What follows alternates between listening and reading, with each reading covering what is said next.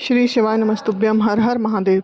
जैसा कि हम सभी लोग जानते हैं, कुछ दिनों बाद श्राद्ध पक्ष प्रारंभ हो रहा है और इस श्राद्ध पक्ष में हम सभी अपने पूर्वजों को प्रसन्न करने का पूरा प्रयास करते हैं, जिससे हमें उनका आशीर्वाद प्राप्त हो सके। फिर भी किसी किसी के घर में पितृदोष बना ही रहता है।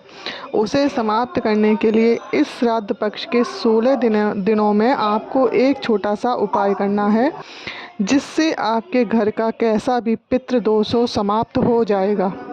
पहले तो आपको ये जानना है कि आपके घर में पितृदोष है या नहीं। उसके 4 लक्षण मिश्रा जी ने बताए हैं, जिससे आप जान सकते हैं कि आपके घर में पितृदोष है।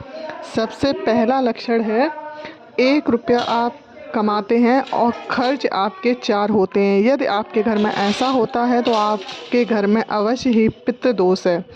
दूसरा लक्षण जो है वो बताया है कि यदि आपके घर में एक व्यक्ति बीमार होता है, वो ठीक हुआ, दूसरा बीमार हो गया, वो सही हो पाया, तब तक तीसरा बीमार हो गया, यानी कि एक ना एक व्यक्ति हमेशा बीमार बना रहता है, लगातार दवाइयाँ आती रहती हैं, तो ये भी पितृदोष का लक्षण है।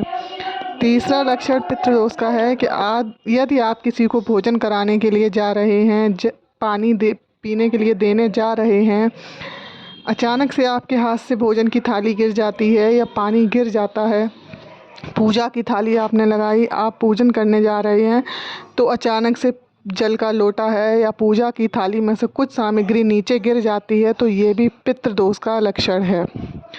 चौथा लक्षण पितृदोष का है कि घर में रहने वाले सदस्य एक दूसरे से हमेशा चिढ़कर बात करते हैं, यानी कि यदि किसी ने किसी से कुछ भी प्रश्न किया तो उसने उसका उत्तर चिढ़कर दिया। ये भी पितृदोष का एक लक्षण है। पितृदोष के निवारण के लिए आपको श्राद्ध पक्ष के 16 दिन में बेल दूध का उपाय करना है, जिससे आपका पितृदोष समाप्त हो जाएगा। बेल दूध का अर्थ ये नहीं कि आपको बेल पत्र के पौधे में से दूध निकालना है। बेल दूध का अर्थ है कि बेल पत्र में जो 3 पत्तियां होती हैं, उनमें से नीचे वाली जो पत्तियां हैं उन पर आपको थोड़ा सा दूध चढ़ाना है, तो पितृदोष समाप्त हो जाएगा। जैसे कि आप शिवलिंग पर बेलपत्र चढ़ाते हैं, बेलपत्र चढ़ाकर जो नीचे का भाग, यानी कि जो नीचे वाली 2 पत्तियां हैं, उन्हीं दोनों पत्तियों पर आपको दूध चढ़ाना है। जो आगे वाली पत्ती होती है उस पर आपको जल चढ़ाना है। यह उपाय आपको 16 दिन तक करना है।